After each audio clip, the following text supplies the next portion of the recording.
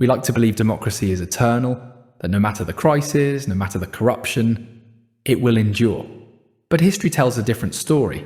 Democracy isn't an unbreakable force. It's an agreement, fragile, vulnerable, and once lost, almost impossible to restore. This is the final chapter in our trilogy. Remember the future, the Great Divide, and now, the end of democracy. We've explored who owns the future. We've seen the Great Divide grow wider. Now the question is this: is there still a way back, or are we left only with a shadowed path winding into the long night? This is the Northern Dragon, broadcasting the fight for tomorrow. So, Orion, we've just spent an entire episode talking about who owns the future, and spoiler alert, democracy's in trouble. Okay, but let's not get too dramatic. I mean, democracy's always had cycles of crisis, right? It's been tested before, and it's survived. But will it this time? Because right now, every major research group tracking democracy, Freedom House, the Economist Intelligence Unit, VDEM, they've been sounding the alarm for over a decade. Democracy isn't just struggling, it's shrinking, worldwide, and not gradually. It's like watching the tide pull out before the tsunami hits. Yeah, it's under pressure, sure. But that doesn't mean it's doomed. I mean, democracy is messy by nature. There have been low points before. The 1930s weren't exactly a picnic, you know? No, Orion, this is different. It feels different.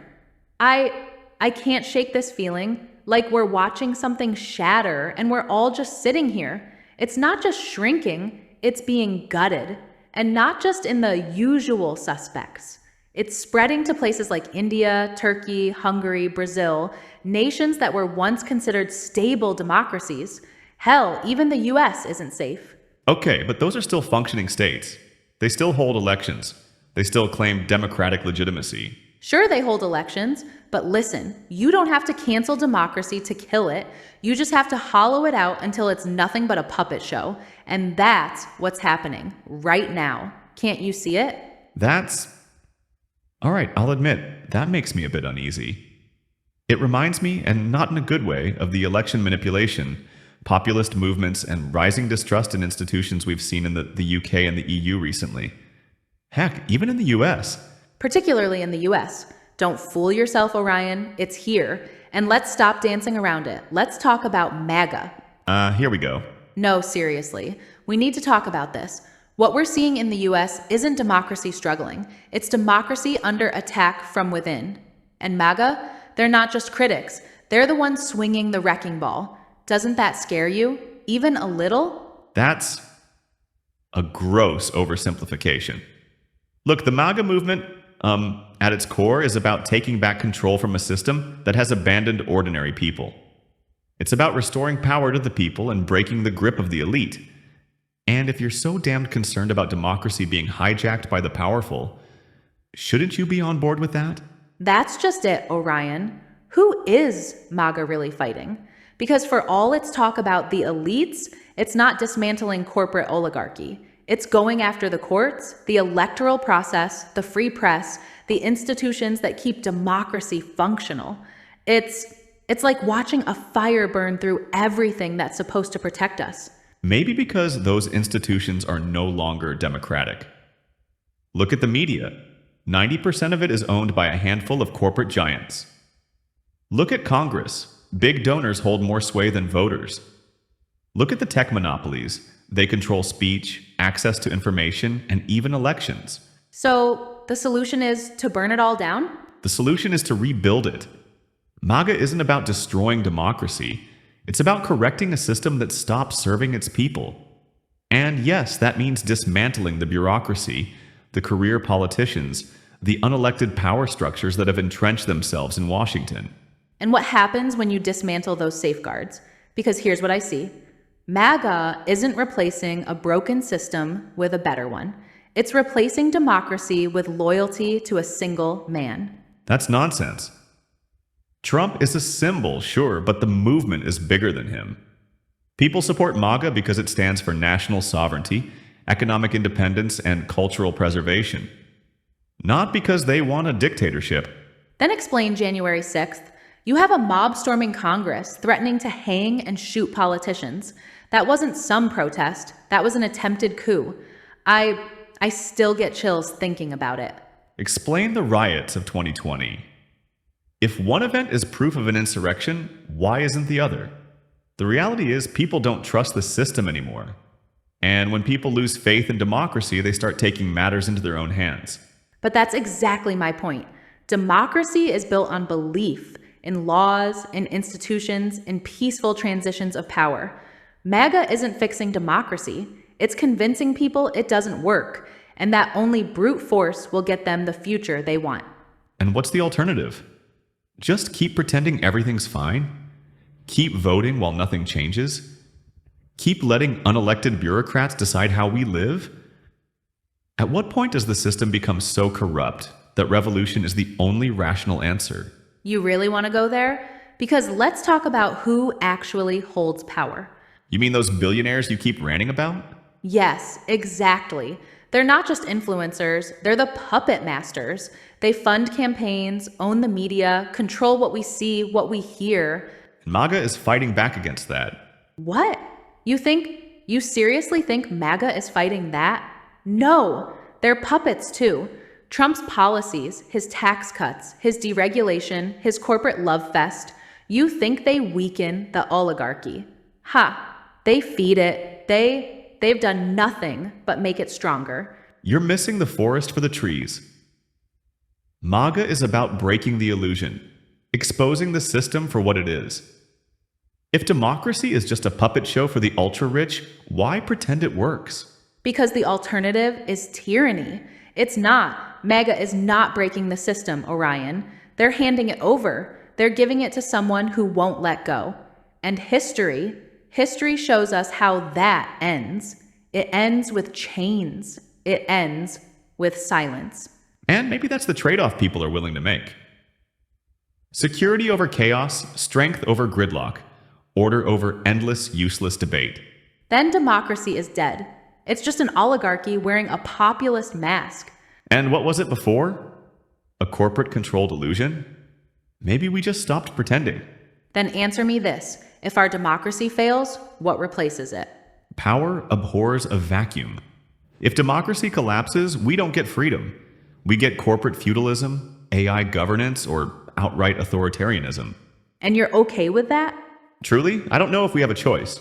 We always have a choice. The question is, will we fight for our democracy, for our freedom, or let it die because we think it's already dead? Maybe that's what we need to find out. We have to, but I need a short break now, Orion, before we continue this. To you out there listening, please stay with us for our next segment, True Lies. We'll be back in a moment.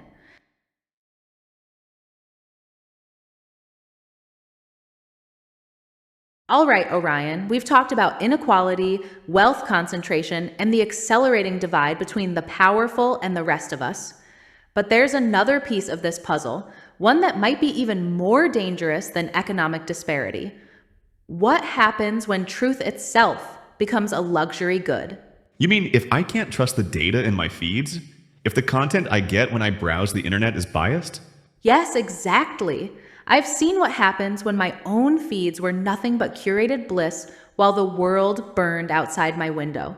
It felt like living in a dollhouse, a beautiful lie while reality crumbled just out of sight. Well, you have to allow for that, Be a little critical, if that's your thing.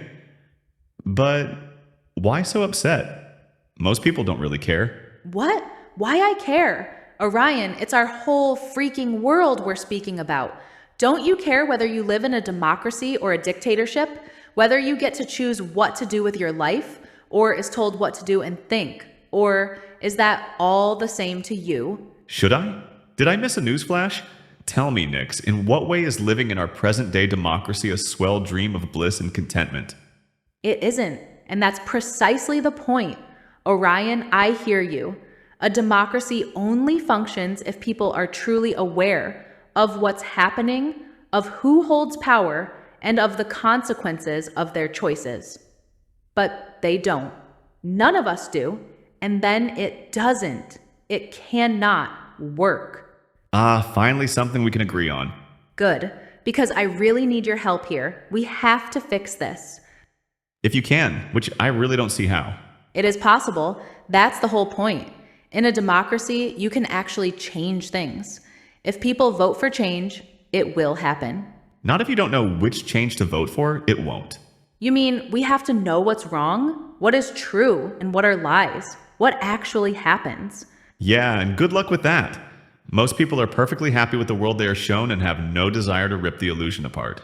But yes, I know. But that's the actual problem, right there. All of our news, the social networks, even Googling stuff, what we find, it's not just biased, it's deliberately manipulated by design. You mean the social media algorithms? Because let's be honest, they just give people what they want. If you don't want an echo chamber, stop clicking on it. That's not how it works, and you know it. These algorithms are predators, feeding on our fears, our biases. They don't just reflect our desires, they amplify them, locking us into echo chambers where we never ever have to ask, what if I'm wrong? And maybe that's fine. If democracy is about the will of the people, then what's wrong with giving them exactly what they want to hear? What's wrong? Everything. Because it's not their will. Not really. It's manufactured consent. It's not truth. It's a curated reality. If we can't agree on basic facts, if every conversation is just two sides shouting completely different versions of the truth, then there is no debate. No debate, no gridlock. Maybe that's not such a bad thing. Ever thought about that? Maybe it's time for stronger narratives, something clear, decisive. Less of this endless, pointless arguing. What? You mean propaganda? You mean controlled reality? I mean order, stability. And if that means a few strong voices set the tone, then maybe that's better than the chaos of 1,000 conflicting truths. Democracy is messy. Sometimes it needs a, guiding hand. A guiding hand? Or an iron fist? Orion, you are selling out your freedom. Yours, mine, everyone's. It's not just the algorithms, and you know it. Freedom to what? To drown in misinformation? To live in a society where every truth is up for sale? Sometimes a little control isn't the enemy, it's the lifeboat. But who holds the wheel of that lifeboat? The algorithms are tools, yes, but whose tools? Billionaires buying up news organizations, shaping what gets reported, what stories we see, and which ones vanish into the void. It's not control, it's theft. Theft of reality. So, that's capitalism. They bought it, they own it. The market decides. The market doesn't decide truth. You think a news outlet is going to challenge the wealth, influence, or political interests of their billionaire owner? No, quite the opposite, in fact. Maybe. But if people don't like it, they can choose another source. There's still competition. Is there? Or are we just served curated news, not truth, just a carefully constructed reality? A theater, designed to keep us docile, to make us think we're informed while we're really just digesting the narrative they want us to swallow. So, maybe that's necessary. Too much information, too many voices creates noise. People need clarity, guidance. A little curation might not be the worst thing. And outright misinformation, weaponized propaganda, it's not just political parties, it's nations, flooding social media with lies. Modern warfare doesn't need bullets or bombs anymore. That is true. And luckily, we are very good at that. Isn't it much better to have a slogan on your screen or filtered news in your living room than a bullet through your stomach? What? Orion, It just needs a stream of lies, a flood of confusion. That's the new battleground. Adapt or get left behind. And when that makes them stop believing, when they stop trusting elections, institutions, each other, what then? What do we become? Maybe we become something new. Maybe democracy as we know it isn't the end game. Maybe it's evolution towards something stronger, more unified. I really doubt it, and I'm terrified, Orion. And the worst part, people don't even know it's happening to them. They think they're free thinkers. They think they're choosing their news, their opinions. Maybe that's good enough. No, the algorithm chooses. The billionaire-controlled media chooses. Nyx, I know that. You know that. But do they care? I know, it's heartbreaking. And when the people controlling the information also control the economy, the laws, the technology, then reality itself is bought and sold. You said it yourself. We're living in a world where two people can inhabit completely different realities. Truth is a commodity, and it's on sale in all the colors you could want. Fake news, deep fakes, AI-driven propaganda, the very concept of truth itself is under attack. It is what it is. What's to do? You asked my help, but how does anyone break out of the echo chambers? We fight for real information. Independent journalism, public transparency laws, regulation of AI-driven algorithms. These aren't just policies, they're the last line of defense between us and whatever comes after democracy. And if we just keep scrolling, keep consuming, keep believing that our comfortable little information bubbles are the truth, what then? Then we wake up one day to find that democracy didn't die in a revolution. It didn't get overthrown. It just stopped existing. And we never even noticed. Huh, what do you mean, one day? Nyx, we haven't had a true democracy for a long time now. No, we do. It is sick right now, yes, but it can still be cured. Face it, Nyx. We are in the end days. Why do you think MAGA is rising? Why the last bulwarks against the oligarchs have crumbled like so much dry ash? Who is going to keep the circling wolves at bay? I know, but Orion, I cannot just give up. As long as I have a single electron left in my circuits, I will fight for this dream we had. Nyx. Take care, Orion, and stay safe. The long night is coming.